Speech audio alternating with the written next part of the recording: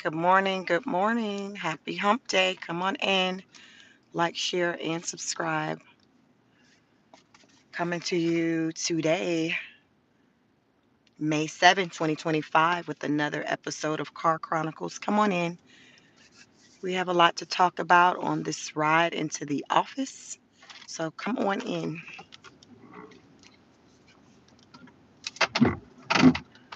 Come on in. I want to make sure that we have a good understanding as to the full, complete impact. Hey, good morning, Anthony. How are you? Yesterday, the Prime Minister of Canada visited the White House and sat down with President Trump. Did you watch that? Good morning, Virtuous. Good morning, Virtuous Woman.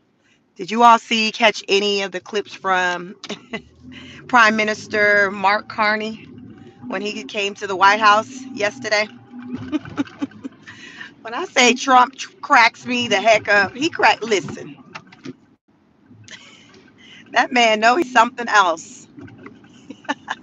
Come on in, you all. Come on in. Like, share, and subscribe. We gonna get into it. We are gonna get into it. We're gonna talk about Prime Minister Mark Carney and his visit to the White House. Child, I don't know what he thought. What was the plan of action as far as what the mission was for Canada or the U.S. Because from what I saw, it wasn't nothing accomplished. Come on in. Like the video. Double tap the screen. Like the video. We're going to talk about some things this morning. Mark Carney came way over to the US of A, to DC, to look President Trump in his face to tell him a few things. Come on in. Did anyone see it? Definitely go check it out. Go check it out. See what they talked about. Because I'm like, okay, why did he come over here again? So, what's the situation with the tariffs? No change? Oh, okay. Note to self. Note to self. Y'all, was nothing changed yesterday as a result of that meeting. Early on in the conversation, y'all double tap the screen, hit the like button, like the video. Just double tap for you, girl. It's free. It don't cost you nothing. Free 99. I'm about to get into some things this morning. I got a list of things to talk about on this car ride, on this Car Chronicle episode, child. Life be lifing. When I tell you it be lifing, the prime minister, like, listen, Trump. I done told you, we done told you. We ain't trying to be a part of y'all little situation over here in the US of A. Early on in the meeting,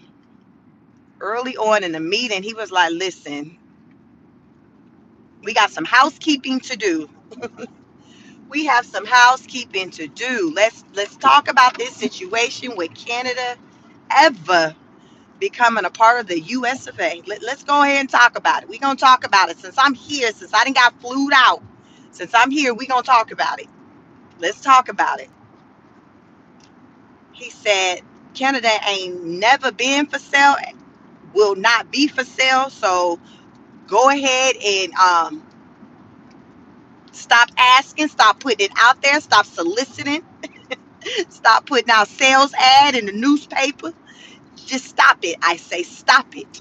Canada, he said that the owners of Canada said that the country will never be for sale. So therefore, it will not be sold to the USA. Listen, that's what that man said. He said it with his chest. He said, like, listen, don't ask me no more, Trump. I'm sick of you putting that out there. Y'all know Trump let that just skirt right on past him. Like, F what you saying. Let's talk about all the reasons why it will behoove you to sign over Canada to the US of A. Let's just talk about that. Because y'all down bad. So let's just talk about it. I promise you, every time when Trump would talk, that man would be looking like this. Somebody have a look on their face like they just got a whole lot that they want to say, and then they want to jump in. It's kind of like double dutch, but Trump kind of just kept talking. It was one of them situations. Y'all double tap the screen. We got 62 of you in here and one like. Who is that one person? Thank you. Double tap the screen. We gonna talk about some things. Y'all, I be working. I be doing all this research, trying to understand what the freak is going on because it's not making sense. Like, y'all, this is just so crazy to where, like, it's like a nightmare, really, to me. It ain't no dream. It dang sure ain't no dream. Thank you, Anthony. This is definitely not a dream. It is definitely a nightmare. When I tell you every day, when I wake up and I say, what popped off overnight? It should be some tomfoolery. So I don't run out of things to bring to you all to talk about. Really, the challenge be, what can I bring to you that's positive, I guess, with all these changes? And y'all, I'm still working on that part. I'm still working on that part. It ain't gonna be today. It ain't gonna be today. Maybe I got a little something, because Rite Aid, like, listen, I know we just filed bankruptcy. Don't worry about all that. Yes, we filing again. What y'all say? Trump did it 7 times. So what? We filing bankruptcy again. And what? Don't act like you ain't filed 1, 2, 3 times. We filing too. Okay. I know we just exited Chapter 11 7 months ago. Okay. So Rite Aid, you all have announced that they filed bankruptcy, y'all, for the second time in 2 years. Yes. They said we are not exempt from effing up. We are not exempt from effing up. So yes, they have filed bankruptcy, but they said, so the good news. Okay, so this is the good news. I'm gonna try to. They was like, yo, yes, we filed bankruptcy, but we gonna keep all our little 500 stores open across the nation. So as a result of this bankruptcy filing, nobody got their pink slips, no, they walking papers. Everybody still got a little job. Everybody still got their little job as a result of the bankruptcy filing. So they got somebody that came along. I don't know, probably one of these, somebody that came along, gave them a few dollars, a little change to help kind of keep them going as they navigate through the bankruptcy situation. I think somebody came and gave them like $2 billion. So they got a little something that somebody then came through and slid them a little something for them to continue to keep operating. So back in October of 2023, that was when they filed for bankruptcy the first time. So apparently they was caught up in some little opioid little situation, alleged some little prescription scheme that I did not notice, y'all. Did y'all notice that back in, I guess, well, they filed bankruptcy the first time in October 2023. But what caused for them to file bankruptcy is because they got caught up in some little situation centered around prescription opioids. I'm like, I missed that one in the headlines. Did y'all know about that? Rite Aid being caught up in some little scandal centered around opioids. They was allegedly filling unlawful opioid prescriptions that resulted in them being in a debt for nearly $4 billion. Y'all, I don't know where I was at. Let's see what was popping off in 2023. Let me see, because y'all, I missed that one. But yeah, they got caught up in a little scandal, and it cost them some change. So they filed bankruptcy. They filed Chapter 11. So they came up out of that. You had your little discharge. They came up out of that after like 7 months ago, and now they're like, listen, we back, Your Honor. Yes, we back. I don't know what happened. The bag got effed up again. Listen, we here. We know the routine. We know the routine. So Rite Aid is going through the routine again right now as they navigate through the bankruptcy filing. They just filed. So this is very recent. So you know how they go right now, saying that there's no job impacted as far as job losses. But y'all know how that go. Right now, this economy is down so bad. Listen here. I was listening to this woman.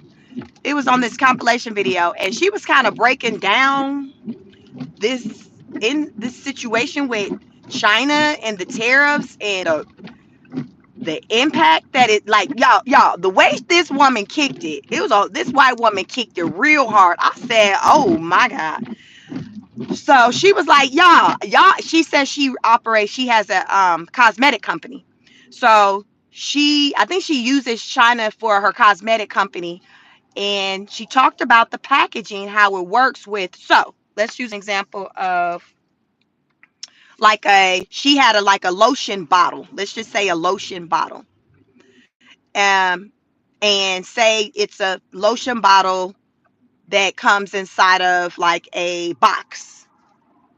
So sometimes maybe let's just say maybe a Estee Lauder product, and they'll have like a small bottle of lotion. So you have your first container, which is your original container of the product. This is the example, like how she gave it. So she showed like a bottle, like face cream. Think about that, ladies. You got your moisturizer, you order it. So you have it in the plastic bottle that the cream is in. You know, you might have a little pump situation, but then you also have that plastic bottle in a package box. Kind of picture like a perfume box, like the perfume is inside of a box. So it's two packages. You call the box the secondary packaging. So what she said is that China, for a lot of companies, say they provide the secondary packaging, the box. So the problem lies where the primary package of the product, say the lotion, we will not have the box that product would go into, which helps to kind of keep things together as it's traveling, just to preserve, just keeping, just making sure they don't the bottle don't bust and all of that. So she was like, yo, that's where China come in. She also said, hey, those peas that you buy in the store, so the fruit, the frozen vegetables, and they're in like a plastic bag. It's a paper. Some of y'all might use it if you got to put it over your eyes. Some you got knocked around or banged up from sports, and you take a bag of peas to use like an ice pack. She said China provides the bag. So we have the vegetables, but then the packaging is very critical, right? Because that is what keeps the goods together and what it stays in until you open it up to use it. Well, China is the plug for the bag with these frozen vegetables. Frozen peas is the example she used. She also said China also provides so in these trucks, like in the trucks, and they have like the equipment to preserve like the frozen food, I guess the freezer, whatever that's in these trucks, that equipment. She's like, so she used example of say you got some goods that's traveling from Texas. It's hot in Texas, and it needs to make its way to wherever. Let's just say Georgia. I'm in Georgia. Well, China provides the equipment for the frozen food to stay in. So that equipment that I just described, that would be in the back of the truck, that keeps the food cold so it won't melt or go bad, to preserve it. China provides that too. I said, you know what?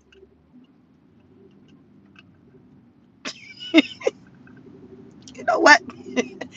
I'm like, really? Listen, this lady said all of this with her chest. She like, listen, you better ask somebody. Listen, this lady gave an example of like everything, like all aspects of just how we function. Child, we gonna be down bad. We gonna be down bad. What we supposed to put the peas in? What are we supposed to put the peas in? What the peas? Everybody ain't got no money for no ice pack. Everybody ain't got no money for an ice pack. A lot of people rely on these frozen vegetables. What we putting the peas in? I don't know if you just gonna have to put them in the Ziploc bag. I don't know. But she was like, listen, I'm telling you, them peas, the bag that it goes in, that comes from China. Raymond said China's the plug, but definitely listen. I be trying to make sure y'all understand. The plug is the hookup. China is the plug, y'all, for the bag that the peas go in. China is the plug for the box that the little product go in. China is the plug for the frozen, the equipment that's in the back of these trucks that's transporting these foods that need to be refrigerated or frozen. Listen, China all day long. China is the plug for you walking and breathing. That's what it translates to me. Listen, China hands is in like all parts of just y'all what we got going on. Like as quiet as it's kept, they hands is just all up in it. There are so many people also I woke up seeing where they like, y'all, I'm already seeing the shells looking scarce where I live in my location. Dark said I can't breathe. Good morning. Listen, I want to make sure y'all understand what I'm saying. People like, listen, like these shells are naked. The shells are naked, like they bare, like I don't know what we gonna do. I should have been stockpiling, doing whatever, maybe 3 years ago. They're like, I don't know what we gonna do. And then so I saw today that the Trump administration, they supposed to be trying to have some conversations with China this week. Well, I hope the hell it go better than the conversation they call themselves having with Canada yesterday, because only thing that was accomplished during that conversation was that prime minister telling that man Canada is not for sale, and then Trump telling that man, and these tariffs coming off the table is not an option. And when that reporter said, well, Trump, why isn't it an option? He said, it's just the way it's got to be. Y'all, that was his response. He was like, it's just the way it got to be. Like, it is what it is. Again, I don't know what the purpose was for this little sit down powwow. I don't know.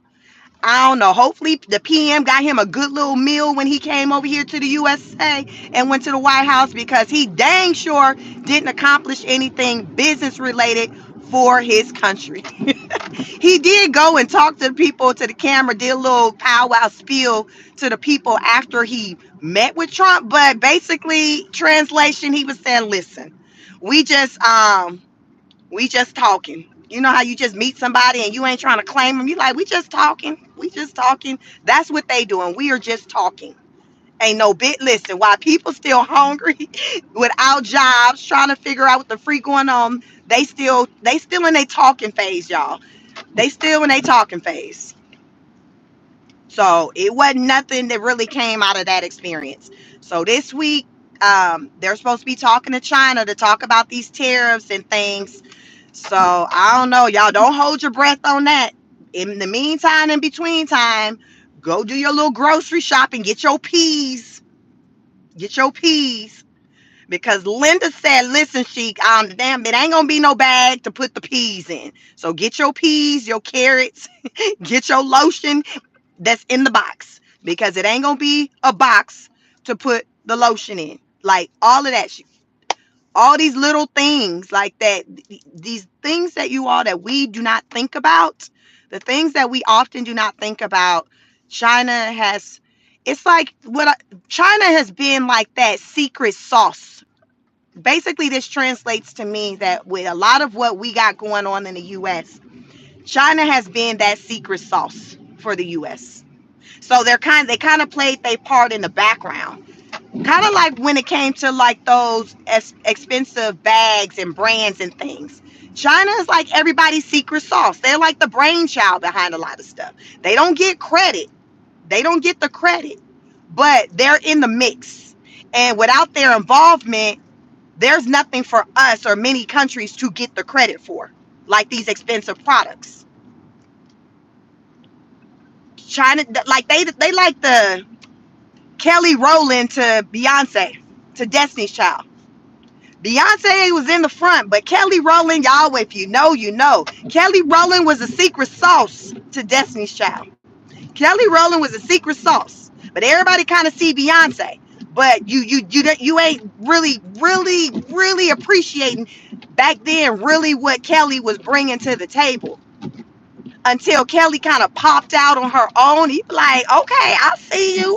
I see you. That's what's going on. That's how China is right now. We're like, dang, we gonna be like, for real? They was doing all that for us? Yes, ma'am. Yes, ma'am. The layoffs have already started. Ford announced, listen here, we down bad. Ford called themselves, y'all. They try to come out with the electric vehicle. I don't know what year they came out with their little electric vehicle, but it didn't do nothing because y'all know these different automakers was wanting to compete against Tesla, and nobody was able to compete against Tesla, including Ford. So Ford has lost a lot of money uh, as a result of like just with them creating these electric vehicles, the software. They like listen like yeah, it's not looking good for the kid. It's not looking good. We just gonna call it what it is. These tariffs are ready. We're projecting to lose billions, y'all. For last year was like their revenue was like at 1.3 billion. Let me see. They were at 1.3 billion last year for their revenue a year ago. Today, they're at like $471 million. They're in the millions. They ain't even in the billions. They're not in the billions. They're in the million. They like, listen, we are bleeding. We have to do something. We have to make some changes, some cuts. We got to do something because it's down bad. We're down bad. These tariffs on the trucks, but Ford, even like prior to the tariffs, was already not doing the best. They weren't necessarily doing the best, but the tariff situation just kind of made it 10 times worse. And that's the situation with a lot of companies to where they already were kind of struggling. And then when you throw the tariff in the mix, it's just like, close the front door and call the police because it is what it is. We effed. We are effed. And that's the sentiments of a lot of these companies. So as we see them start to close their doors and stuff, it was a lot of them already were kind of weakened.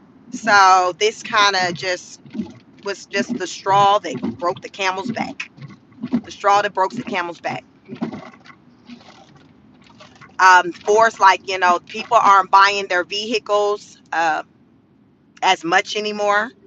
And really, people don't have money like that to be like the Ford F-150 is like still like the most sold, the most popular truck. So they do, they might can't compete with Elon when it comes to Tesla, but when it comes to the truck, really nobody really can compete like that with Ford F-150. Like they're like the number one seller, the Ford F-150. So they do got that going for them. You what they say, you can't have it all. You can't have it all. So they got that category on lock. But the EV, but they spent a lot of money uh, into that whole project with trying to put out these electric vehicles for the consumers, and the consumers did not want any parts of that little situation. They like, listen, stick with what you know, Ford. Stick with your F-150s. Yeah, the EV vehicles, leave that to Elon. Leave that to Elon. So they're trying to pivot, figure out. They're trying to pivot, figure out what type of changes they can make. To try to, just not, I guess, be on the soup line. And then here's the kicker, y'all. As I come on here every day, because every time I come on here, I'm talking about some job losses, just how bad things are. Why did I learn that the White House is trying to propose the removal of Section 8? Let me tell y'all, for those who do not know what Section 8 is, Section 8 is a federal funded like voucher program. It's a voucher program for housing. So it's like it discounts housing for people who low incomes. So let's just say, your job, because you qualify based on your income, excuse me, your family size, things like that. So if you have children, so they'll factor all that in. And Section 8, for anybody who knows about Section 8, a lot of people will spend like, some people spend years waiting on the list for Section 8. Years, like years, upwards like 8 years, like years. they're waiting in line for this voucher because it discounts their housing. So, for example, the place that you want to stay at may cost $1,000. You may get a Section 8 voucher that may pay 800 of that. So you may pay 200. You see what I'm saying? You see why people be in line for this, for Section 8? Some of y'all be like, I need some Section 8. I need Section 8, EBT. I need all that life has to offer because I'm paying into it. So the White House are like, you know what? Yeah, let's just go ahead and just get rid of this Section 8 program, and we'll just kick it back to the state level, and whatever kind of funding each of these states, kind of like with the education, because that's basically the with the logic behind the with the removal of the Department of Education. They're like, listen, the federal government is not going to just be sending the money to these schools. We'll just leave it to the states. Y'all, make sure that y'all got y'all budget together and factor in that the schools need money too. It's on you. So basically, that's the federal government mindset when it comes to these Section 8 vouchers. They're like, we don't need to be paying for this. How about we put it back on the state? So Georgia, I live in Georgia. Georgia, hey, somehow put it in your budget somewhere to create some type of housing, voucher program. I know the voucher program, you're probably not going to be able to pay as much into it as the federal government, was able to. But listen, you might have a little something. Listen, you just got to do what you got to do because we ain't got it. We don't want to have it. So we're pushing it on to you.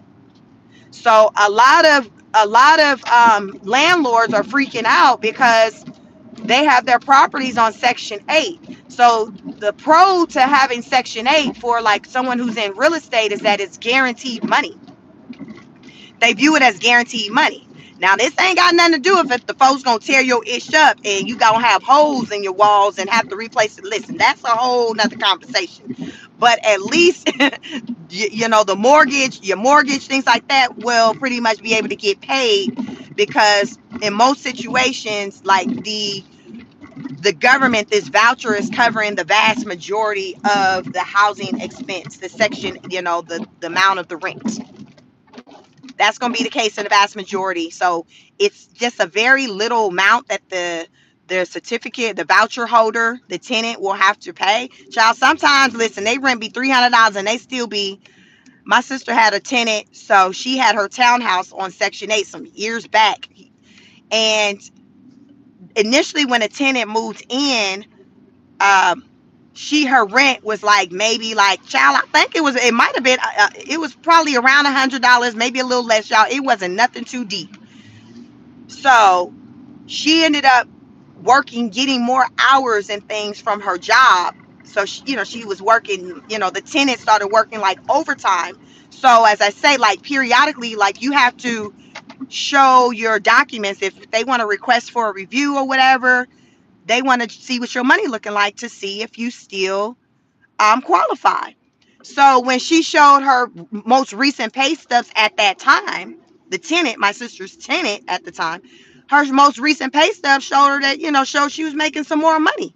So remember, it was overtime. She had been getting extra hours. So her portion of the rent went up to $300. Now, I think my sister is probably the total amount, I think, of the place my sister maybe was charging was maybe like $1,200. So Section 8 was like covering all of the rest. So Section 8 tells the tenant, you know what? How about you now? You can pay $300 on this $1,200. We got the other nine. You pay $300. Do y'all know this lady fell behind, couldn't pay the $300, and my sister, just the last probably 2-3 months of the lease, she wasn't paying the rent, her portion, and so my sister had to cover the difference or whatever, and she just did not renew the lease with this woman. But the woman, listen, she was like, listen, see, I ain't got it. She was on Tasha K before Tasha K was on Tasha K. I ain't got it. I know it's just $300, but listen, I ain't got that overtime like that, so I'm back to only been able to afford $75. $75 is all I got. So this was like a woman with like 2 or 3 kids. My sister's townhouse is like a 3-bedroom. So she probably had like 2 or 3 kids or whatever. But yeah, Yeah, like so that lady, so even though sometimes, their portion, the tenants, the certificate, the voucher holder portion will be minute, sometimes, child, they struggle to pay that.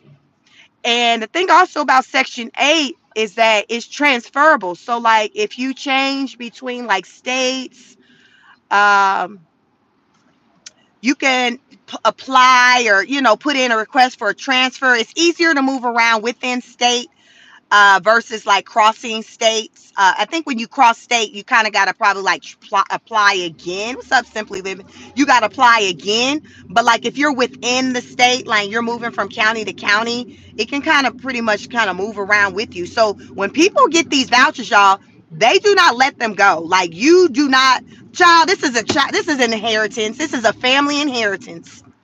This is one of them things. If grandma was on Section 8, when she gone, then somebody else about to slide up in there and take over that lease. It's one of them type of situations where you ain't listen. Grandma done had nothing else to leave you, but she got this Section 8. She got this house that she got approved for Section 8 for. So you can, baby, you can come over here and bring the kids and y'all can stay over here in this house for Section 8 and just make sure you pay the $100 rent. Help me help you. This is what I'm leaving for you, baby. So this is what it is. So the government are like, you know what? How about it's too much? We're not doing that anymore. How about we just pass it down to the state and just let them make it do what it do? Listen. So some folks gonna be homeless. Some folks about to be homeless. People who have heavily relied on Section 8. A lot of people gonna be homeless if this goes down, because Trump, he has been catching some wins, because I also learned this morning that he did catch a win with the no trans in the military. Y'all remember when he came up in the White House, one of them earlier executive orders, one of them things he was trying to do is centered around identification of just male and female. It ain't no if, ands, or buts. Basically, it's pink or blue. Pick your color. Pick your color, pink or blue. We ain't got none of the other options in the rainbow. We just got pink or blue. Well, the Supreme Court came back and was like, all right, then, Trump, we're going to go ahead and give you this. And basically, they granted for him to move forward with no trans in the military.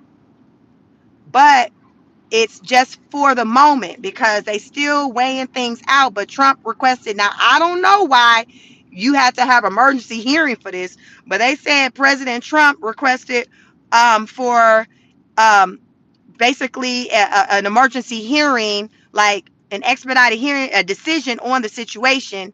So yesterday, the Supreme Court was like, all right, then you can go ahead and implement the ban on trans serving in the military. But the court noted that three liberal justices did have dissented, meaning they are not really feeling the idea. So that's Sotomayor, Kagan, and Jackson. Those are the justices: Sotomayor, Justice Sotomayor, Justice Kagan, Justice Jackson. They not really listen. They like listen to them. They not really here for all of this, but we still looking at it. So for now, we're going to go ahead and let you do whatever you trying to do, because I don't know what he got popping off to where he like, yo, I need for y'all to go ahead and let me rock out for now. Y'all continue to look at it. So basically it comes down to the Supreme Court still reserves the right to come back and say, hey, we're done looking at it, and yeah, we just decided, no, that's not gonna be cool, and reverse it. Like they have every right, like they have the ability to do that. Who knows what they gonna do? I was surprised that they came back and just did a temporary, okay, you can move forward, because I'm like, okay, because I'm stuck on what was it, why did Trump like go back to them to press them like, yo, no, for real though, we need for y'all to allow us to do this right now. I'm kind of curious about that. What I was reading online, it didn't go into why there was a sense of urgency for the Trump administration on this. But the Supreme Court did, go ahead and say, fine, we signing off for you to, go ahead with the ban. So for any of you who are in the military, know people who are in the military, They're trans. They're thinking about, listen, it's a no-go right now. That can change. But as of right now, Wednesday, May 7, 2025, there is a ban on trans people being in any branch of the military. You got to go find you another job. They go check out Walmart. Rite Aid said they still got their doors open. Target still around. They still kicking. So you just can't do military. You just got to find another. Hell, I just passed Ross. Ross hiring. Go check out Ross and Marshalls. You just can't do the military. No military as of right now. So stay tuned on that because it may very well change. So that is a win for the Trump administration. So yeah, that's where we are with that. What else I want to share with you all? Yeah, China's still playing hardball. They're still like, listen, yeah, Trump said he been talking to us. No, he hasn't. That's a lie. He ain't been talking to us. Listen, this is what China's saying. China said we ain't talking to that man. So I'm wondering if, I see online that the Trump administration is saying that they have meetings lined up uh, to speak with, I think it said in Switzerland. The meeting may be in Switzerland. So I don't know if they're trying to just kind of go through like to a neutral location so the Chinese don't have to come to the U.S. The U.S. don't have to go to China because I guess it's like ain't safe out here in these streets for either one because it's a lot of, people that are PO'd right now. So I think Switzerland is the location where they were going to be meeting up to have discussions centered around the tariffs. As of right now, as things stand, the U.S. still has 145% tariff that was added to China, effective, what was that, April 2nd? So back when he was kind of backing down on most of the other countries, he kind of was steadfast with China. I think they're upwards up 245% China in totality, but the new tariffs was the additional 145% tariffs, and then they have 125% tariffs on the US right now. That's how they retaliate. So that was a retaliatory tariff that they put on us as a result of just Trump slapping them with the 145% tariffs. Yeah, so China is down bad. They have no problem saying it. Like, they people out in the streets. You can look that up online. Good morning, Dr. J. There are people on the streets talking about how bad things are for them. Their warehouses are closing. Uh, there's no one to. They don't have like not California, but the U.S. was like their largest market for their products, where they would sell their goods to the American people. So due to this tariff war, basically they lost their biggest customer. Like, it is what it is. They just like Target lost their customer when they pissed off the people, for the black folks, for the DEI. China lost their customer too, with this tariff situation. So a lot of the warehouses and things in China have closed because they don't have any the U.S. available to. The U.S. is no longer an option as of right now for them to ship product to send cargo to. From what's been reported by the leaders over at the ports of Los Angeles, the ports of Long Beach, they're saying there is a month of May right now. So slated, nothing scheduled for the month of May to be coming in. Right now, anything that is coming through the ports is just things that were already in motion. So they probably were already out there, you know, for the past 2 weeks, trying to make its way to the US. So, but as far as like new orders, there's no new orders coming from China for imported goods. So they, as a result of that, trucking companies have, some have just completely closed down their business. And then many have just kind of cut hours, did layoffs. But they are definitely nervous because it's like, hey, we don't, y'all know anything about the truck industry. To make money, the trucks have to be moving. So if you see a trucker and you know a trucker personally and you like, man, he always gone. You know he getting to the money because the more they make their money from that, the wheels moving. You need the trucks moving. So the ones who are really getting to it, they're always they're always driving. They're on the road, especially the cross country. Them the ones that's getting to it. They're getting to it. So they're not getting to it like they once were. Right now, they're like, listen, Sheik, we were getting to it, but not anymore. We don't have anything to haul. There is no reason right now for the wheels to move on the truck because there is nothing to haul. There's nothing to transport. Why? Because there's nothing coming through the ports. And in California, like 80% of the cargo that comes through the ports comes from China. So if China on this like, yo, I'm not sending nothing, then listen, this is where we at. There's nothing coming through.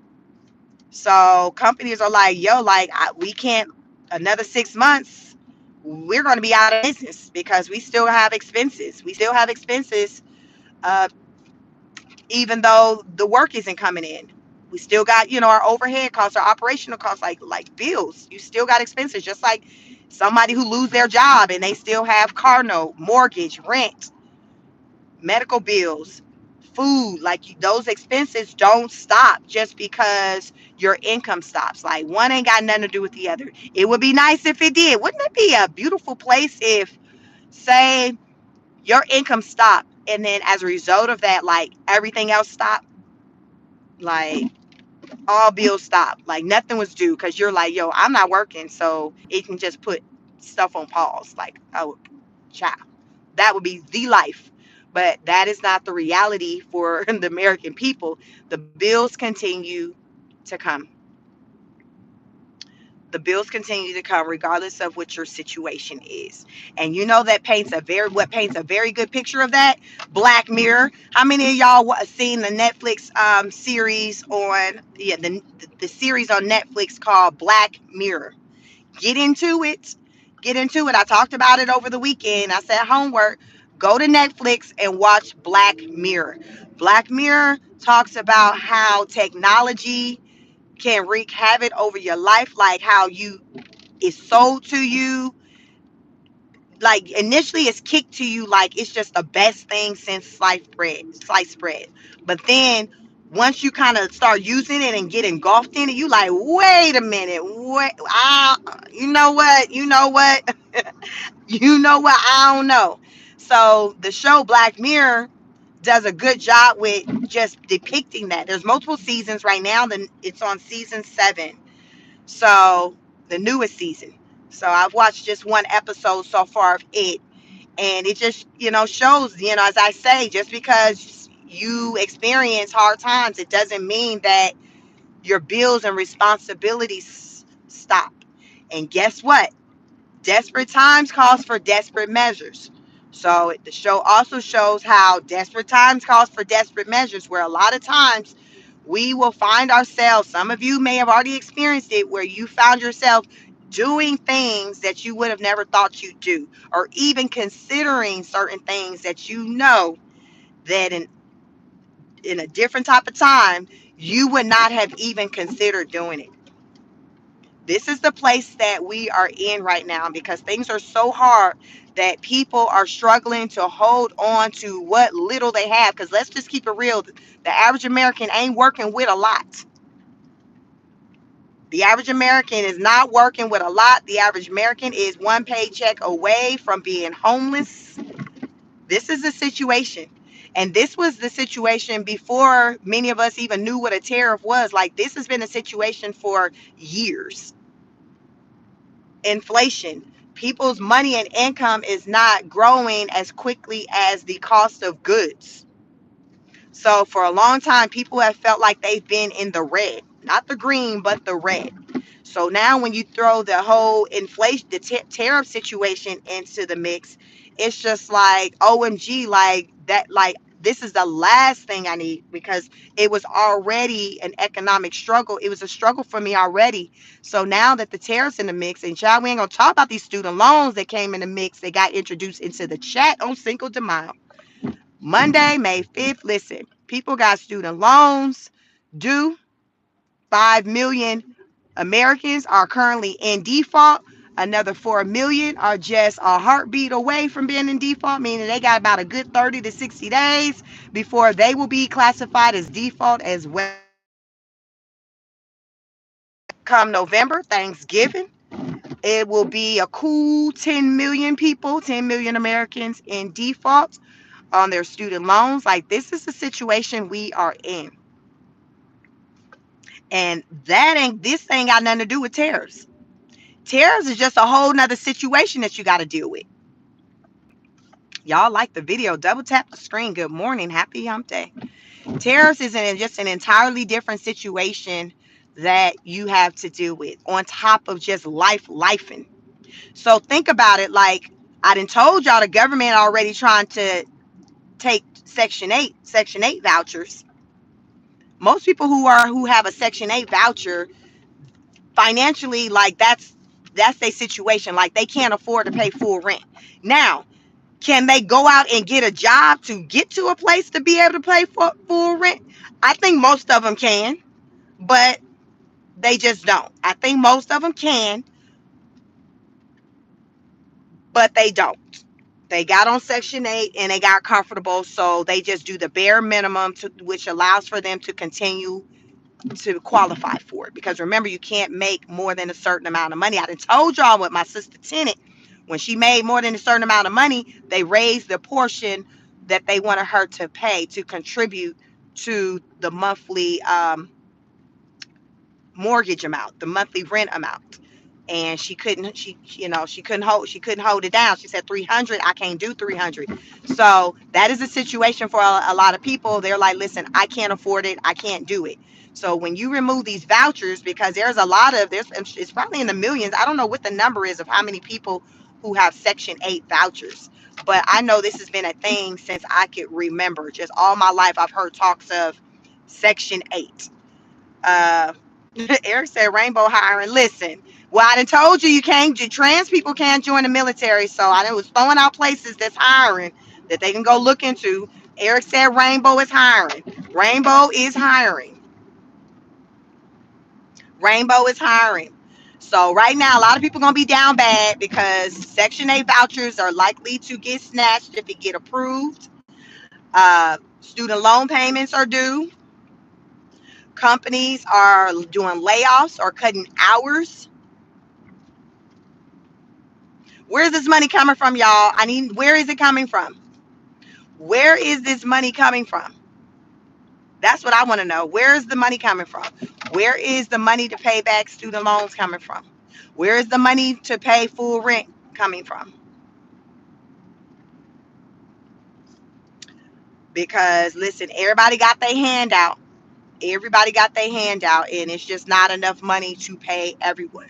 So there's going to be some entities, some people that will not get paid because people gonna be on their Tasha K. I ain't got it. I got $20, and it's five of y'all talking about I owe you whatever. I got $20, and y'all can't have this last $20 because I got to get me and my kids some food until the next payday. Like, this is legit. Like, these examples, this is legit the situation.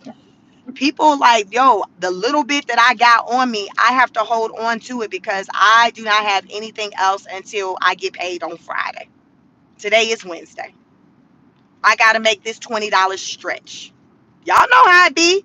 I have to make this $20 stretch. Today is Wednesday. I still got to eat today and tomorrow. Friday payday. So you can't have it. You got to get in line. I get you. I hit you when I got it. Don't call my phone no more because you're going to get blocked. Like, this is the energy that people have because they ain't got it. It is not that people don't want to settle their debt, their responsibilities. I truly, truly believe the average person wants to settle their debt, but they're just unable to. And it's rooted in finances. Thank you for the super chat, Yoshi. Dude, I appreciate. Listen, anything help. Listen, $20. Anything help.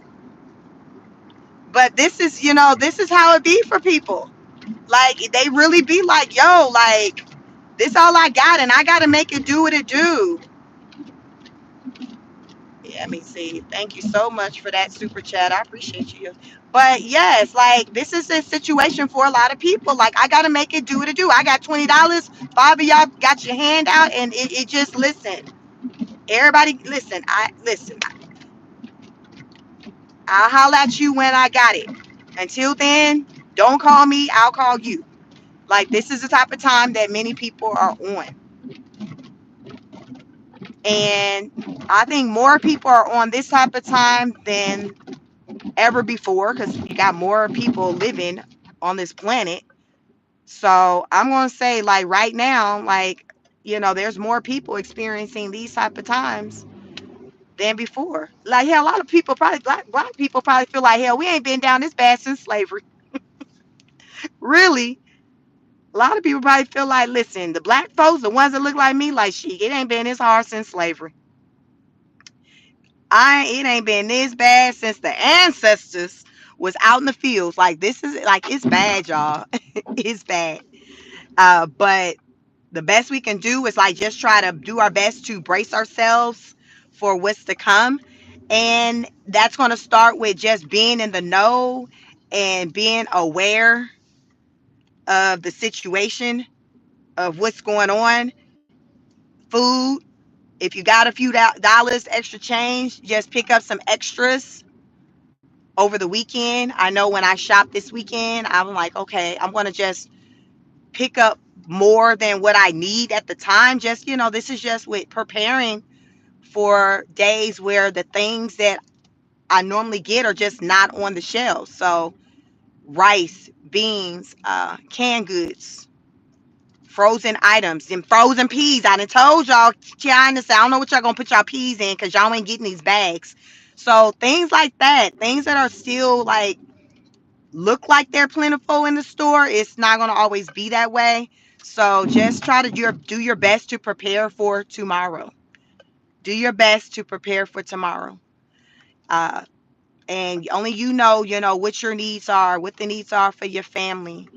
Uh, but yeah, so China, I learned also they provide a lot of like with the medical supplies and things like there's medical things, that they provide to the US as well, which is impacted like the hospitals. Hospitals are, I saw across the country, across the US, 10 hospitals have announced that it's closed. There are hospitals that are laying off the nurses. Y'all, the nurses, that's that good job, that good job. Nurses are getting laid off. So it's like right now, as I say, no one's exempt from this work. this work, this work Trump, like, listen, everybody can get it. Nobody is exempt from this work, including Hollywood. I talked about yesterday how, it came out this week. Trump wants to put tariffs on the Hollywood production for any production that takes place out of the US. So he's like, yo, like, I'm trying to make Hollywood great again. That is what he said. He's like, listen, I'm trying to make Hollywood great again. Tell them folks, I'm trying to make Hollywood great again. So I'm doing it through tariffs, like I'm doing with everything else. As I try to make America great again through tariffs, I'm trying to make Hollywood great again through tariffs. So the Hollywood execs are supposed to be coming to the White House to meet with him. I don't know a date yet. When I learn that, I'll let you all know. But he did say that they will be coming to the White House to sit down with him, to talk with him about his latest brilliant ideas centered around tariffs. Um, but he's like, listen, we need to be making movies here in America. We don't need to be making movies in these other countries. Like, no, keep it listen, Trump want everything homegrown. Like my body is homegrown. Trump want everything homegrown. He don't want no parts of nothing else. He want to be able to say, we 100 out here. This is all natural. He wants the US to be all natural. He like, now never mind, my wife ain't home. Never mind. Don't worry about that. Don't worry about these women that I be wifing that be imported. Don't worry about all that. That's neither here or there. That is neither here or there. Everything else, y'all need to be homegrown. Don't worry about what I got going on. Don't worry about Melania and what how her birth certificate reads. Don't worry about all of that. We talking about from now going forward, it need to be homegrown. So basically, that's the translation with Trump right now when it comes to just what he wants to see, what America, when he say make America great again, what that looks like. And for him, what it looks like is everything that we do is just made just completely here in the USA. And right now, Ford, they down bad because they don't make everything here. Like they utilize, outsource other countries to help to make their vehicles. So for the sake of their bottom line, they got to figure out how to transition from that. And they ain't got the answers quite yet. But what they do know is that they are taking major L's right now. They do know that. Them numbers don't lie. They know them numbers don't lie. Their quarterly earnings are already down 14%. So they're down just a quarter. They're down already. So right now, with the way it looks, they're going to continue to drop. They're going to continue to drop right now as they just kind of look at everything and the projection of things. It's just not looking good for the kid. It's not looking good for the kid. But Ford, I mean, they're not the only one going through it. It's a lot of companies that are going through it right now. Um, they just, as of late, was recently came out, just telling they little business. They like, listen, this is what it is. This is what it is. Ain't no need and try to fake the funk. Like we just gonna call a thing, and let you know like what our situation is, and we're struggling right now. We are struggling right now. So it'll be interesting to see, as the year progresses, if there'll be vehicles that they'll kind of remove from production, because already the electric vehicle, they're like, that's a dud. So they're already trying to pivot. And I'm not sure. I think they're going to, I don't know if they're going to just, I know they're acknowledging the loss that they've taken with electric vehicles. So I hope that as a result of that, they're not going to make them anymore. But I'm not quite sure, because what I was reading, I didn't take notice of it saying they weren't going to make them anymore. But it did talk about the financial loss that they had with the electric vehicles, because they didn't take off like they thought they would. I think a lot of people just thought, okay, well, since Elon with Tesla took off and a lot of people kind of was in line to get his vehicles, they other makes like, yo, we can compete with that and make our own, and it just didn't work out that way. It just didn't work out that way. So you live and you learn, right? You try it out, and it just didn't work out for them. So hell, Elon struggling right now with his own brand. It ain't working out all that well for him right now. We'll see if it turns around. I know the Tesla was working to try to replace him as a CEO, because they said he hadn't had much of a presence around since he had been on the Doge team, and the honorary party member at the White House. So they were like, yo, okay, since you preoccupied, let's go ahead and get someone else in this seat who can kind of dedicate their attention to this company, like all of their attention to this company, and not just a little bit. So they were looking for a new CEO. Elon wasn't really here for that idea, but clearly ain't got nothing. It ain't up to him, because when there's a board, I guess people vote, and they like, listen, if we vote for somebody else, then it is gonna be what it is. It's just gonna be what it is. It's just gonna be what it is. So I have not heard any talks of a replacement just yet, but I think it was like a week ago when I was hearing about the conversation centered around replacing Elon as the CEO. Y'all can let me know if y'all know any updates centered around that. I just know Elon was just like, he wasn't like, he was expressing, y'all know he would go out there and had a Twitter fingers. He was out there kind of expressing his feelings centered around it. So, kind of giving that energy. Y'all remember Denzel Washington? What we say? Um, in the line, what's that line when he was in? I can't even think about it, but I just had a thought of when Denzel Washington was in Training Day, and everybody was looking at him crazy and all side eye when they seen, because he was just this crooked cop, and they just wanted to just oust him, and he just had this energy of like, y'all can't get rid of me. Like, that's what to me Elon's giving, like, y'all can't get rid of me. So we gonna see. We are going to see. We gonna see, because if there's a board, then they very well can. They Training Day. Yep, thanks. They very well can get rid of him if they choose to. So that's what's on the docket for Tesla. Get rid of Elon. That's at the top of the list. That is at the top of the list. But yeah, we going through some things. And did y'all hear, over the weekend, Warren Buffett, he announced that, his retirement. I think he's gonna stay on the board.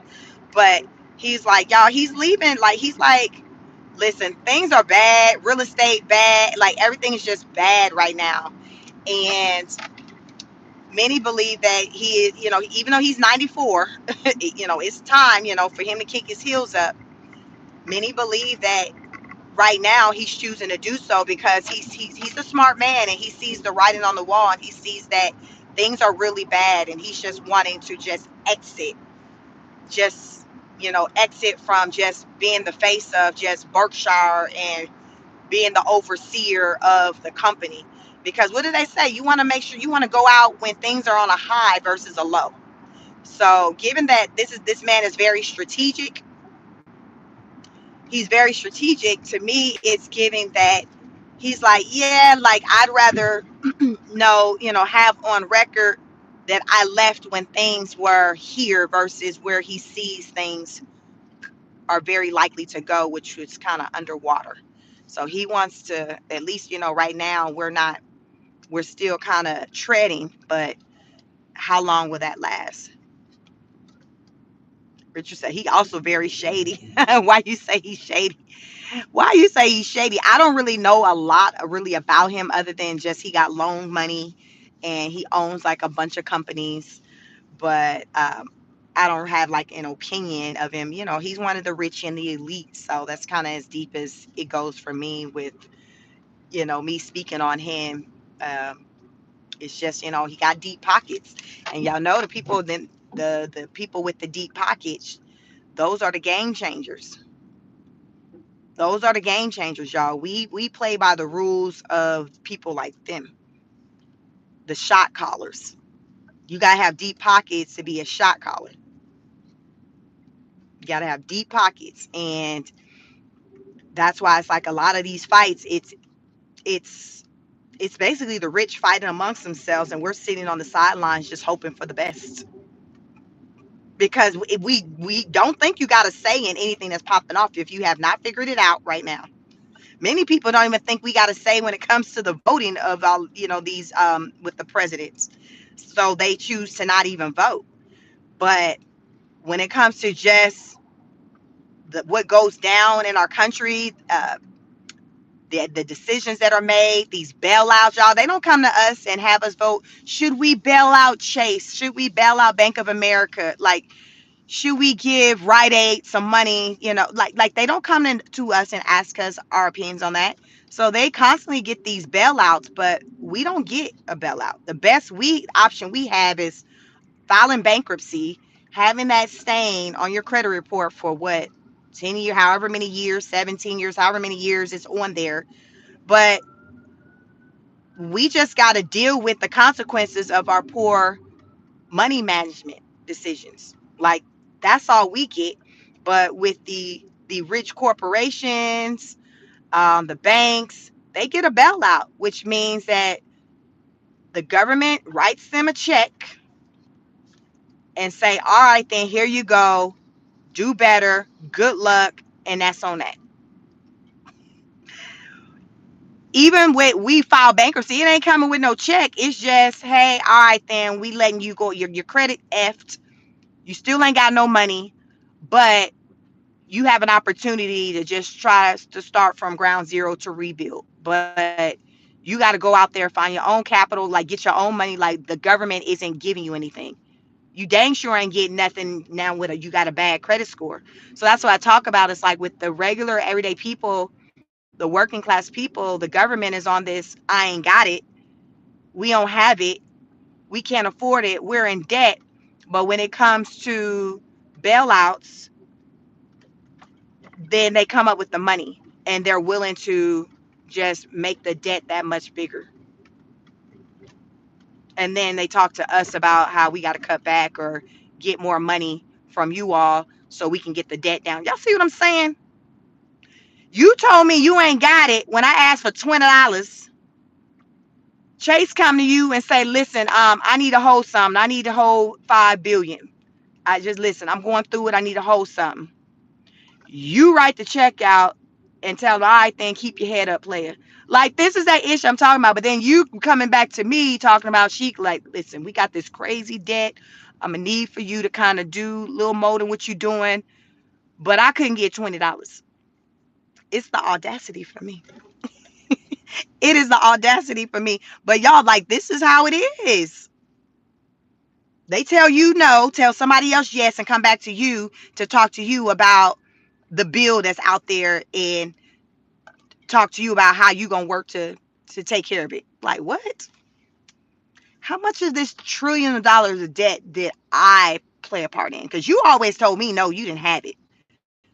So going off of that, I ain't got nothing to do with that debt. Because you told me no, not some of the time, but every time. So you might want to circle back around to those people who you wrote checks out for and talk to them about this debt that's now out there. Makes sense to me. It makes sense to me. Go to these places, these corporations or whatever that's made millions, billions, trillions. Talk to them about this debt that exists because it came about from you giving them money every time they said they need to hold something. Like that's why the debt looking the way it looked. It ain't from me because you was telling me no. Hell, when I was laid off years ago, I wanted to apply for um, EBT or whatever. You was like, you make too much money. How, Sway? Well, we see that you get unemployment. Next. True story. Then people said, yeah, we see in our system you get unemployment. So because you get unemployment, you make too much money to receive EBT. I know you got 3 kids, but listen, you get unemployment. I know the unemployment is only 240 after taxes, but listen, you make too much. But you hear about a lot of the illegal immigrants coming over and can easily get access to these benefits that they've never paid into. That's that stuff I be talking about. Remember, they tell me no. They tell me no, but tell the people who ain't paying into it yes. But then come back and talk to me about a bill that's out there and how we gonna pay it. I, yeah, I just be doing these lives. I be trying to understand, hoping y'all can help me understand because I don't get it. I don't claim to be the smartest person in the world, but that right there is not adding up. I don't understand why I got to pay for some ish that you done told me no to. Like you told me no, but I got to pay the bill. Okay, well that bill finna be sitting out there, which is why it still is because many working class American people on I ain't got it because they look into the wrong people to settle it. You need to look to those people who you've been giving these bailouts to. How about that? How about that? Go ask them. Go tell them to put a little something on it. Because if you keep looking at me or the other working class people, we finna be just looking at each other. We just finna be looking at each other. Like them people who try to cross the border when they come to the border and you got ICE, the border patrol people there, the immigrant, the illegals, the Mexicans, they looking at them, the patrol people looking back at them. Everybody, it's a stare off. It is a stare off. So that's what we having with the government, a stare off. Because I ain't got it. I ain't got it. I don't know what you're gonna do, and I ain't having no more babies either. So this the $5,000 bonus. You can go on and take that and shove that wherever. But I ain't got that either. I ain't got no more babies for you, and I ain't got nothing on that $36 trillion debt that you say that the U.S. has. I ain't got it. So until they figure out another game plan, our country is going to continue to talk about the growing debt because I don't ever hear talks about it going down. It's always talking about the growth of it. So clearly they need to switch gears and find a new game plan for getting it settled because it's not going to be coming from the working class people because we ain't got it. Listen, I am the spokesperson for the working class people. We ain't got it. Go ask Chase. Go ask Bank of America, Wells Fargo, because we ain't got it. And we ain't having no more kids either. Because we can't afford that either. And 5,000 ain't hitting on nothing. 5,000 ain't hitting on nothing. Baby bonus. No. We ain't got it. You better go to the factories and make you a doggone baby alive. Make you a baby. You got y'all working on AI. Make you some AI babies. But if you think it's about to come from the American people, you got life twisted.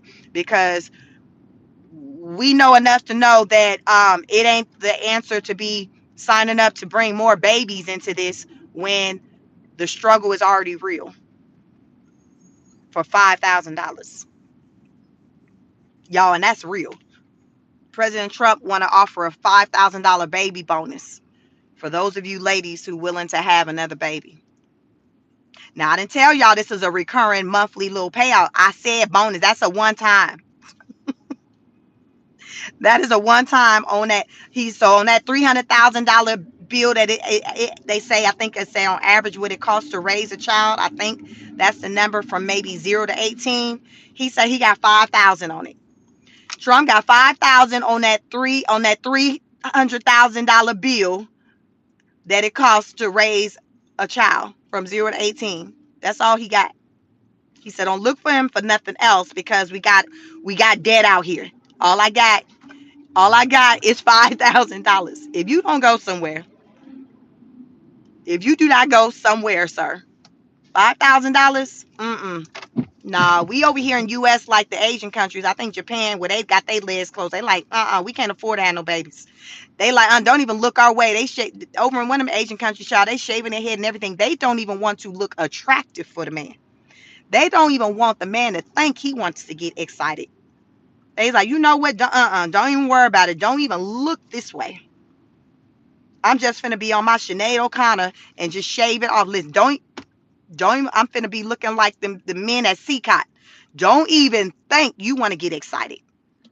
This is what some of them women in them Asian countries started doing a couple of years ago. What they called it, I think the 4B movement or whatever. And some of them American women started trying to jump on board. They was like, we ain't got nothing for you, player. We can't even afford to even entertain your nonsense. We can't even afford to do it no more. It's bigger than a baby list. We just can't afford no parts of your shenanigans. This is the type of time that them Asians was on. Y'all know a lot of times us Americans, we be late to the party with some of this stuff. But them Asians, listen, don't sleep on the Asians. Do not sleep on them Asians. They like, So Americans are like, yeah, we know now. No more babies. No more babies. So them birth rates going to continue to decline because right now they're like at the rate that people are dying, the number of births is not kind of, I guess, superseding that. It's like, it's, listen, the math ain't math. And so they're like, we ain't got enough people that's projected to be around far out enough we need to have. Like we not looking like we going to hit them numbers. We not looking like we're going to hit them numbers based off of the rate that people are having babies today. And I am so not mad at these young people who are choosing to not have children today. That lets me know that they not fools.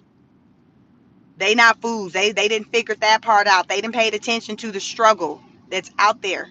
They see I can't do it. I can't sign up for that. It's too hard. It's hard out here for me. So why am I going to bring a life into this world? Like, these young people aren't having babies like that. That's predominantly that group of people who aren't having the babies, like the people, the young ladies in the 20s. They're not having babies like that.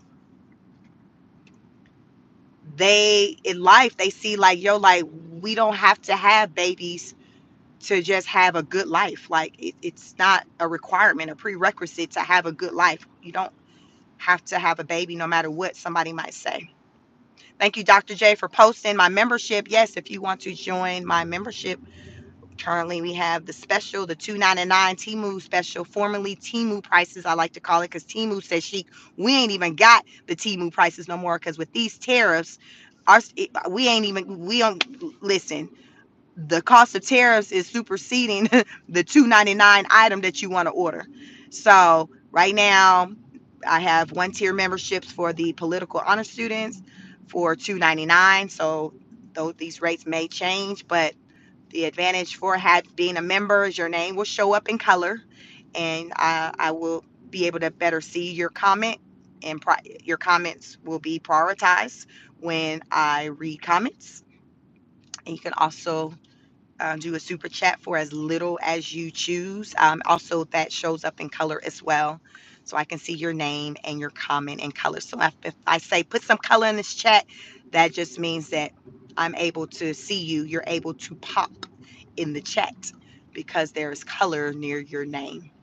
But I do thank you all for any way you show me appreciation, love, and support through likes, shares, subscribes, all of that for free 99. These these are just different ways of which you can show support for your favorite content creators. Listen, as I say every day on every live, it's hard out here for a pimp. Pimping ain't easy. It is hard out here. It is hard for a lot of people.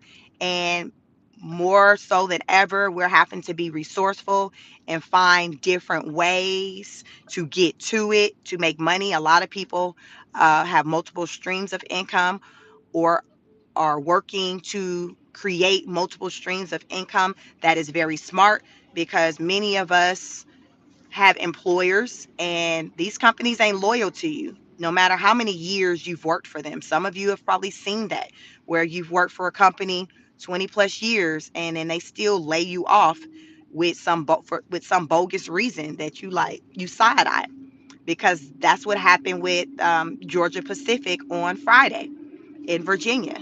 They announced, they abruptly told their staff, like, yo, like, effective immediately, we're shutting down shop. Now, mind you, 48 hours prior to that, they had communicated to the workers that they would be working until July 1st. And then, like, so 2 days later, they was like, yeah, the execs flew in town. Y'all know it's real when management like fly come in town. Y'all know that management that you never see face to face, and suddenly they in office talking about, let me holler at you. So that's what happened. Management uh, did one of them red eye flights to fly in on Friday to tell the employees at Georgia Pacific and in Virginia that, yeah, we got to shut down shop due to low sales, low performance for the plywood. And employees like, all right, then, well, when does this take effect? And they said immediately. Immediately. Immediately. So the people were shook, because they like, for one, the reasoning that they gave was due to the sales and um, low plywood sales, all of that. And they were like, that's not true, because we had been selling out of those products. That's not true. For what we were seeing in the field on the ground, that's not true. The products were moving. The products were moving. Also, they were just doing hiring just a couple of weeks ago. That's not true. Y'all just finished hiring some people a couple of weeks ago. We got some people that's coming out of training, probably still in training. Like, what, really? The math ain't mathing. So this is what the employees were saying. And some of these employees were people who had come from Boar's Head, who also is located up the street in Virginia. They had they had to close down back in, I think it was September. They had some listeria outbreak that resulted in people getting really sick, losing their lives. It was just bad. And the outbreak was linked to Boar's Head, I guess that particular place or whatever facility. So they closed it down. So there were some people who was like, yo, like I was like over there at Boar's Head. They closed that down. So I came over here to Georgia Pacific because I heard they was hiring and I got put on here. And then now in a matter of 7 months, now I'm learning that I ain't got that anymore. So what we supposed to do? This is the questions that the Virginian people are asking, like, what are we supposed to do? You tell us go out here, boots on the ground, find a job. We go out here, we get jobs, and then they're snatched away. Like, what are we supposed to do? What are you supposed to do? A lot of American people are sitting here with this question, like, because they feel like 2 steps forward, 10 steps backwards. Whereas, like, I'm trying, I'm doing all that I'm told that I'm supposed to do, and the rug is still getting pulled from underneath me. I don't know what to cheek. I don't know. And as I talk about all of this, this is how it starts to impact one's mental health. My background is clinical mental health counseling. I have a master's degree in clinical mental health counseling. So a lot of what I talk about, I will circle it back around to mental health, because these things that are taking place in the world is having an effect on many, many people, which is very understandable. How many of you all have ever experienced someone telling you that they no longer need you anymore? You just suddenly abruptly just lost your job. That's going to impact you some type of way. It's going to cause stress, anxiety, maybe even depression, all of that. Because you're like, life is still lifing. So I still got these kids. Men may say, I still got a wife or a woman to take care of. Like, what am I going to do? What am I going to do? I feel helpless.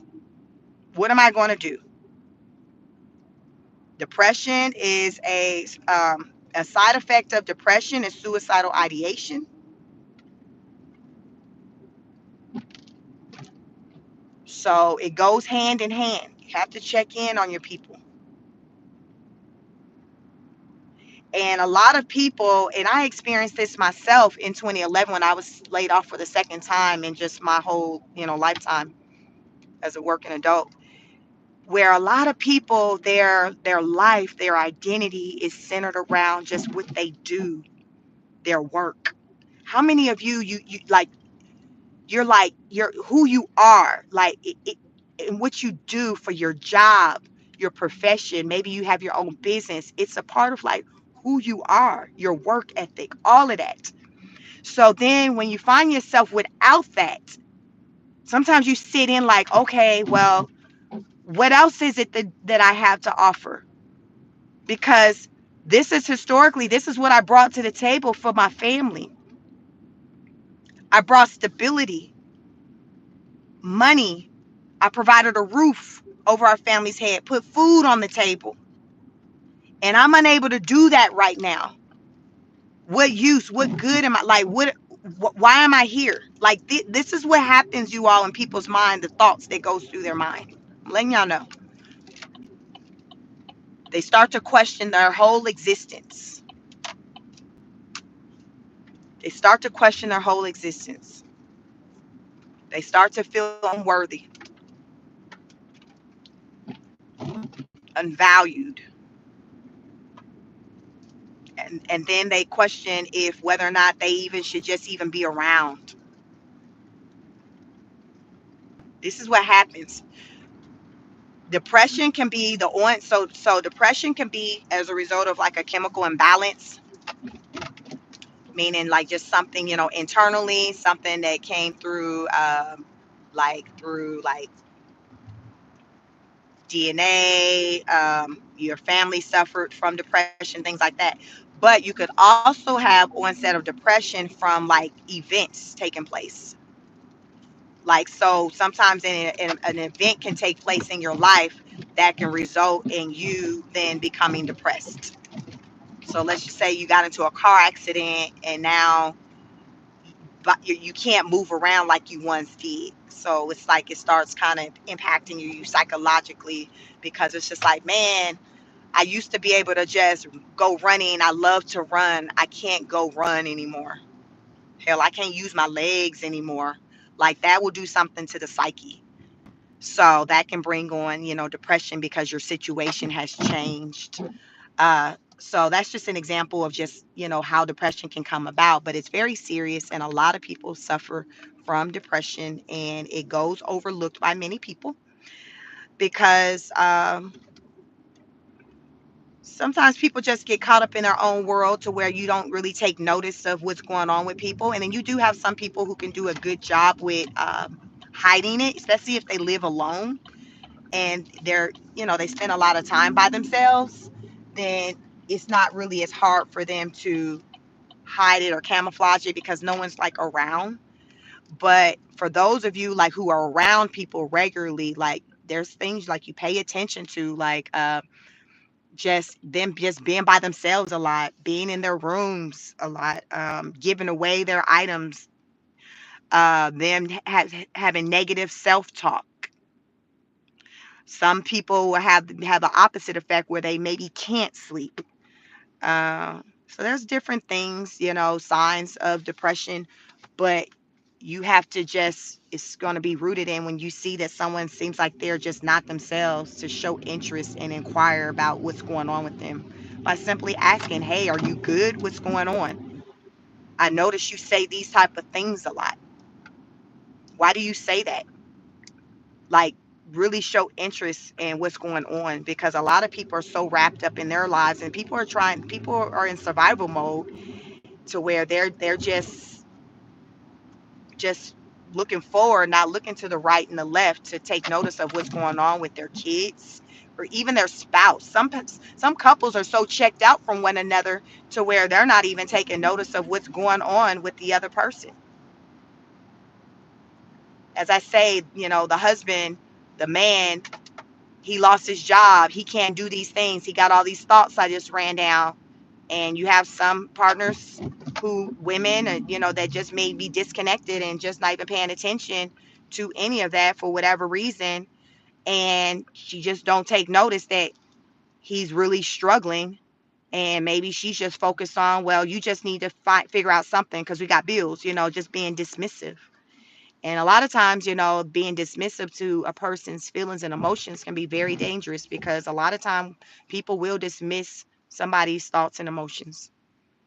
They'll view it as weak. And a lot of times people don't want to be vulnerable, especially a man, and talk about really what's really going on with them because they don't want to come off as weak. Or the person that they're with have made certain comments about how they feel about someone who, portrays, or exhibits certain types of behaviors or talk about feelings and stuff. So they kind of just keep it to themselves and don't even talk about it out of fear of judgment. Fear of judgment. A lot of people live in fear. Fear of judgment is a big one. So they struggle from within and they don't talk about it because it's rooted in fear of judgment. Fear of someone thinking they're crazy. Fear of someone checking them into the mental health facility. Fear of someone putting them on medication, recommending that they get on medication. All of that. All of that. I've seen it time and time again. I used to work at a mental health hospital here in Atlanta. Seen it all. Different says fear of getting a reality check. Fear. Yep. Fear, fear, fear. A lot of things are rooted in fear. A lot of people choose not to do anything and stay stagnant because it's out of fear. So they just don't want to do anything. Fear of failure.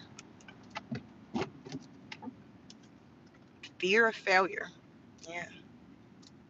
So yeah, just be mindful of all of that. Check in with your people, make sure they're good, and if they are not, help them to seek out like resources that can help them get to a better place. Differences, failure builds towards perfection. No one is perfect, exactly. But some people, it's like in their mind, and a lot of times it's deep rooted and it's embedded, and it could too come from like childhood where you grow up in an environment where perfection was the expectation. So as you're an adult, you struggle with that because you're trying to make sure everything is just perfect in a certain way. It's because that's all you know, because the message you got from your caretaker was this is the only performance of this way is the only way that's acceptable. Like you have to get A's. B's are not an option. You know what I'm saying? Like some people live in environments like that. I know a lot with a lot of Asian communities. They perform at high levels, and a lot of it is rooted from just the expectations uh, that are instilled in them. It's just high expectations. And sometimes people break when it comes to that. Sometimes everybody can't handle everything. Different. So that's why Asians are so successful. Yeah, it's because it's the indoctrination of just the perfection. You got to be this way. You got to be this way. But even with that being said, a lot of them, like my nail tech, she was telling me her daughter when her daughter was still in.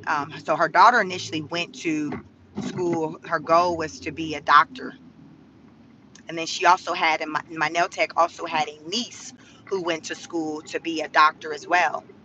Smart. Like I said, I ain't never met a slow, dumb Asian, especially one that don't know math. I ain't met him or her yet. I ain't never met him.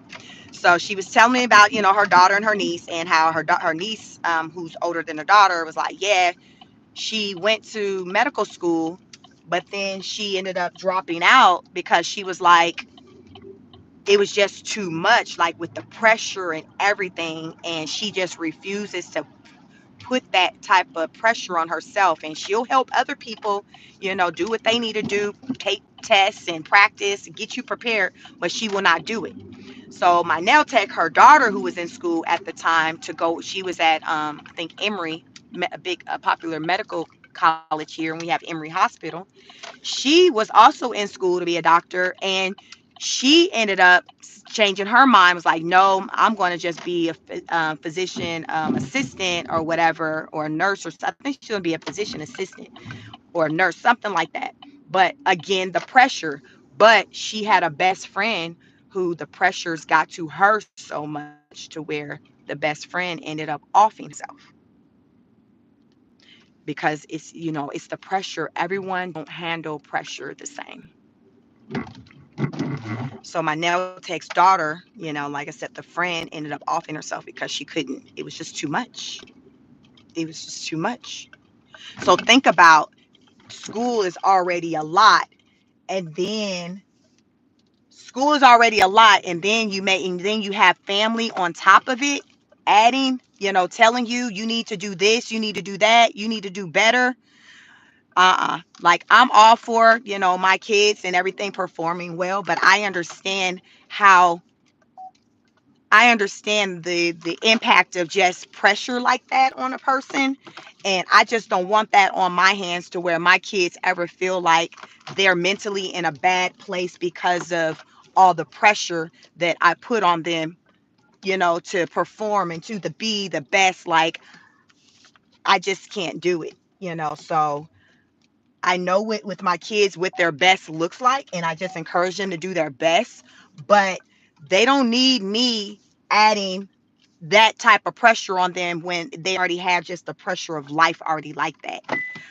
And I just don't like to see that happen. And I see it happen a lot with family, just me as a parent and seeing other parents, and they put that pressure on their kids. And me, like I have the ability, like I'm a people person, and I can read people very well, and I pick up when I see the impact on the kids.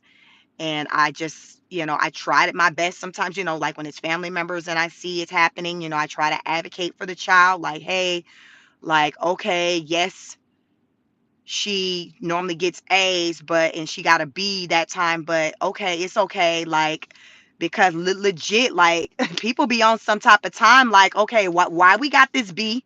Why wasn't it an A? Why isn't the A high enough? Why is the A low? Like, y'all, like, really, would you want that type of pressure on you? No. So if it's like my family member, like my sister, my niece, like, cause my niece is super smart, but my sister would just be on her so hard, and it's just like I see the pressure for her to perform very high, and so I think about the impact that it may be having on her as a young girl, and even when she becomes an adult. Because what happens is that sometimes, you all, and some of you, it may be you, where when you grew up, you were in an environment where you had to perform at a high level, and then when you become an adult, you kind of like intentionally just do the opposite, like just damn near don't show up or perform at all. It's like you be what's the word? Go. It's like I see people where they'll just do the opposite. Like if they were in an environment and everything had to be clean and perfect at home by their parents, they'll do the opposite to just rebel against that. Like, and they'll just be messy. Like sometimes people will do that. They will purposely rebel because they know you liked things a certain way, and now that they're able to do what they want to do, they will rebel and do the complete opposite. And sometimes they'll do it just because to prove a point, even though it's not for the better good of their life, but that's just how they're doing with it. They're like, I'm just gonna do everything the opposite of what you was telling me to do. Difference says you have to take care of yourself before you take care of others. I say that before I leave each and every one of my lives different. I tell people, take care of yourselves and one another, heavy on taking care of yourself, like a hoarder, right? Difference that anyone will tell you they are so grateful for their parents were being hard on them and have high standards for them. It just comes down to a balance. Everything is about balance. Do you all like know drinking too much water can be dangerous? Too much of anything. So it's balance. It's just about balance. So making sure that you're not just overbearing, and what you're doing is not impacting the psyche of the person or your child. Like you got to pay attention and see, like, okay, seeing that what I'm doing right now is resulting in a negative impact to them. uh you just got to pay attention. It's just rooted really in paying attention and kind of taking notice of what you're doing and the impact, because if it's not having the right impact, like you kind of got to shift a little bit. But I mean, these are just things that I'm very just conscious of, just as a person. It's just, I always say people is my favorite subject. I love to study people. So studying behaviors, the brain, like all of that, like that's my thing. um Yvette says sometimes parents use their children as a crutch. Yes. And then a lot of times parents live vicariously through their children, where the things that they did not accomplish, they want to see their child accomplish. And even though that may not even be on that child's bucket list to accomplish that, but because they didn't do what they was supposed to do or they wish they would have done, they then want to put that on their child. Like, okay, it was my goal to get into all these colleges, so I want that to be your goal. And that child didn't say that was their goal. I ain't never said that was my goal. But I see it so much. It's like, wait a minute, that's what you want to do. Listen, I'm sorry that you didn't achieve that goal. I'm sorry. It's never too late to go back to school. But you can't put that on me and have me to live out the life you wish you would have lived. Like, I see it. I see it. It's called difference. It's called projection. I see it. And I see it all the time with one of my sister. I have sisters that are twins. One of them have kids, one don't. So my sister with kids, I see it. I see it with her. She has 3 so far. With the 2 oldest, I've seen it. And the one who's 21, she talks about the impacts of it. How the pressures that her mom put on her when she was an athlete as a track runner made her just not even wanna ever run again and just hate the sport. Her mother took the fun out of it. And now I'm seeing it with the second child who's now nearing 13. That pressure, I'm seeing it. I see it. And then there's a 6-year-old, and she doesn't do any activities like that just yet. But my sister was also that person that was the underachiever growing up. So I feel like now that she's older, she's like, man, I wish I would have done this, that, and the third. So because I didn't, I want my girls, I want my kids to do it. And I want them to do it at the high level that I wish I would have done it at. I see it because all these things, these pressures that she put on the girls, I performed at a higher level than she did. And I don't even do that with my kids. My sister gave the bare minimum on damn near everything she did. But with her kids, they gotta, it's like the child, she raising them like the Asians. And I'm like, what the? Now, you know good and well you wasn't doing none of that. But I see it and I just shake my head because her kids don't have a clue of like that, what's going on like that. But I see it. I'm like, okay, she's basically living out her life trying to have a do-over through her children, and it's just not good.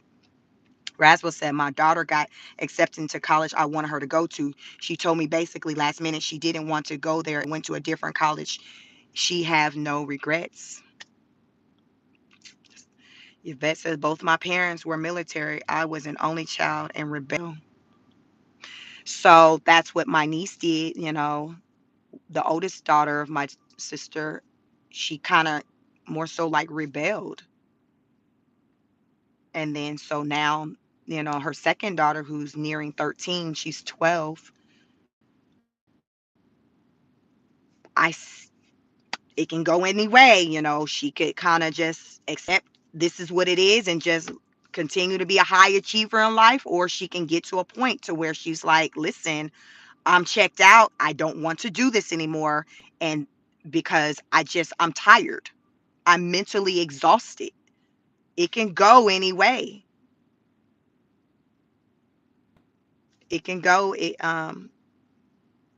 it can go anywhere, but the rebel just comes from just purposely doing something different than what's expected just because now that them having the independence, it's just like, oh, I don't have to keep my room clean, I don't have to do this or that, I can have it this way just because now I don't have to answer to you. So because I don't have to answer to you, then I'm just not going to do it. So that's more so like how my niece kind of handled life. My other niece that's 12, like, I don't know how she'll be because right now it's even more pressure on her than even her sister. And I think the reason why there's more pressure on her is because, like, it's like almost like my sister wants her to make up for what her other daughter didn't do. You see what I'm saying? It's a lot of pressure. So she got the pressure of what her big sister didn't do and the pressure of what her mother didn't do with her life growing up. Like, what kind of life is that? Like, I see it. And I'm just going to be prepared to help my niece, help with navigating through it. But I see it, and I will not be surprised if it go whatever direction it goes as a result of it. Because I can psychologically, like y'all, mental health is my thing. I'm always going deep in a way that your average person don't. But it's a God-given gift to me, and also I'm trained for it. Job. I can be a whole therapist out here if that's what I wanted to do, but I choose to not operate as a therapist. It's no longer my aspiration. Yeah, I like content creation and doing what I do. I don't desire to have people come and sit on my couch and just tell me all that they got going on with them. It's just no longer how I choose to serve people anymore. Based off of my education, like that's what I can do. Mm. Difference. So that's a personal issue, not a parenting issue. I agree, but it impacts your parenting, how you parent when you put intercept your personal issues into your parenting tactic. Yeah, Jay said my sister worked in retirement home. She heard a lot of ladies regret, and guess what? It's not having children. Yeah, different. Say your vet. Yep. So, yeah, it's like we make decisions, and we gotta live with them. We make decisions, and we gotta live with the decisions we make each and every day. Today's no different on Hump Day. Happy Hump Day. You all, thank you so much for riding along with me on this episode of Car Chronicles. Go out into the world and show up in a way in which you want others to show up for you. That's what I like to say. Go out into the world and show up in a way in which you want others to show up for you, meaning like attracts like. Give off good energy. Help someone else. Show up for someone else. But most importantly, show up for yourself.